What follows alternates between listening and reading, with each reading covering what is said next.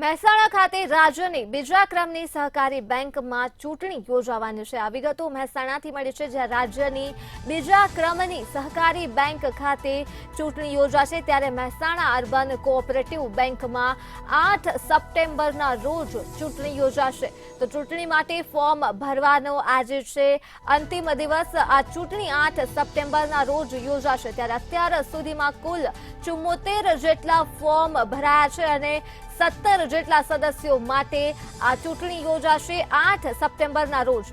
તો અર્બન બેંકમાં 1.7 લાખ સભાસદ મતદાર પણ છે, ત્યારે 4 સપ્ટેમ્બરના રોજ ફાઇનલ યાદીને પ્રસિદ્ધ કરવામાં આવશે। તો મહેસાણા ખાતે રાજ્યની બીજા નંબરની સહકારી બેંકમાં ચૂંટણી યોજાવાની છે અને આજ રોજ ચૂંટણી માટે ફોર્મ ભરવાનો છે અંતિમ દિવસ, ત્યારે અત્યાર સુધીમાં કુલ 14 જેટલા ફોર્મ ભર્યા છે અને આજે ફોર્મ ભરવાનો અંતિમ દિવસ છે, ત્યારે આ ફોર્મમાં વધારો થઈ શકે તેવી પણ શક્યતાઓ રહેલી છે। આજે પણ અંતિમ દિવસ છે ફોર્મ ભરવા માટે। તો રાજ્યની બીજા ક્રમની સહકારી બેંકમાં ચૂંટણી યોજાશે। તો આ મુદ્દે જ આપણી સાથે સંવાદદાતા અલ્પેશ પટેલ ફોન લાઈન પર જોડાઈ ગયા છે। જી અલ્પેશ, રાજ્યની બીજા ક્રમની સહકારી બેંકમાં ચૂંટણી યોજાશે, શું છે વધુ વિગતો?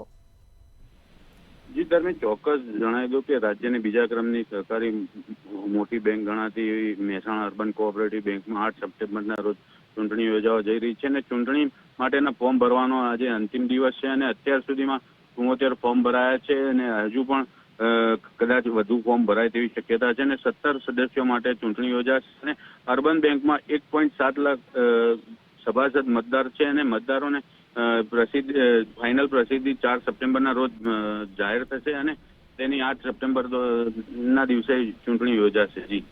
જી અલ્પેશ, તમામ વિગતો બદલ આભાર।